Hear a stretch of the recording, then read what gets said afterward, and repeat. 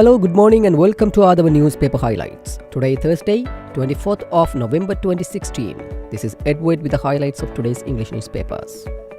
As usual, we have three newspapers for the highlights: Daily Mirror, Daily News and Ceylon Today. Firstly, let's have a look on the Daily Mirror. The main headline says, Rajda contradicts Vijayadasa, denies that 32 Muslim youths joined IS. While rejecting Justice Minister Vijayadasa Rajapaksa's recent statement in Parliament that some 32 Sri Lankan youths had joined the IS militants, Cabinet spokesman Minister Dr. Rajda Senaratne yesterday said that statements was completely incorrect and misleading. Addressing the weekly Cabinet press briefing in Parliament, Minister Senaratne said, according to the Armed Forces intelligence reports, only 4 Muslim youths had joined the IS, but they have joined the militant group from abroad.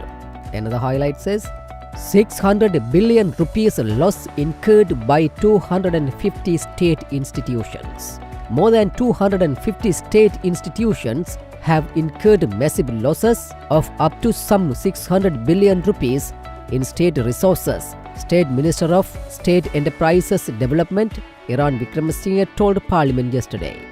Misusing STF vehicle, ex-STF commandant remanded.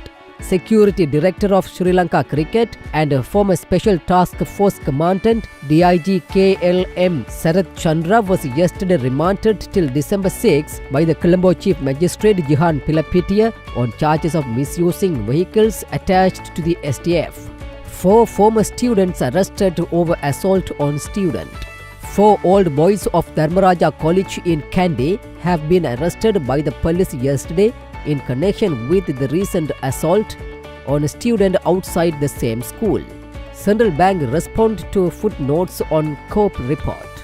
The Central Bank has clarified and adequately answered the footnotes included by the United National Party MPs of the Committee on Public Enterprises in its report on the bond scam, it has learned. Joe lodges bribery complaint against Malik. The joint opposition lodged a complaint against International Trade Minister Malik Samaravikrama with a bribery commission yesterday for allegedly misusing Mahapala fund amounting to 1 billion rupees. Secondly, let's move to Daily News. The main headline says, buses driven without permit, 20-fold increase in court fine, increased from 10,000 to 200,000.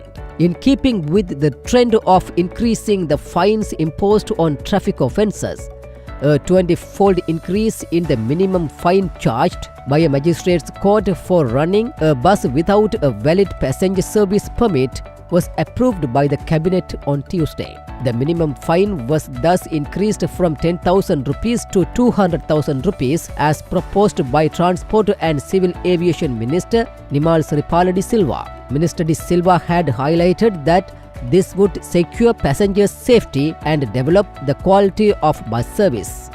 State witness testified in Raviraj murder case. Witness Vijaya Vikrama Menamperige Sanjaya Preeti Viraj, who was made a state witness for the Raviraj murder trial yesterday, admitted that fact that he had closely associated with ex-LTTE cadres affiliated to the Karuna faction and engaged in military operations against the LTTE in the northern province. The state witness before jury trial said that he had served as a police constable in the Batticaloa district and engaged in military operations against the LTTE. The state witness said that he received a telephone call from Palanisamy Suresh, a member of Karuna faction, asked him to come to Boralla to kill a LTTE member. Action plan for improved revenue collection. The Public Accounts Committee yesterday directed the Finance Ministry to present an action plan within 1 month to improve the collection of government revenue through the Department of Customs, Inland Revenue and Excise. Finally, let's move to Ceylon Today.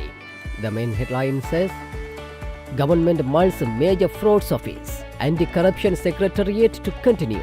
The Cabinet of Ministers yesterday approved a proposal to continue functioning of the Anti-Corruption Committee Secretariat, which was established in 2015 pending the establishment of a serious fraud investigation entity, Co-Cabinet spokesman Media Minister Gajendra Karunatilaka said yesterday. Tissa, a political prisoner. Former President and SLFP Kurunagala District MP Mahinda Rajapaksa says that charges brought against former UNP General Secretary and MP Tissa Athanayaka reflected the desire to exact political revenge against Athanayaka because he had switched sides in politics. The former president said that as such, Athanayaka could well be defined as a political prisoner under the current regime. Lanka News dragged to court. Slandering court, judges, magistrates. Supreme Court for punitive action. Attorney at law Madhura Vidanage yesterday complained against the Lanka News website in a plaint filed in the Supreme Court seeking punitive action by court against those guilty of slandering judges on website and other media. Vidanage submitted his plaint for filing to the Registrar of the Supreme Court, Mrs. Mahesh Jayasegara, yesterday. With that, let's come to an end of today's paper highlights. We will come with more news tomorrow morning. Thanks for listening to Athavan Newspaper Highlights.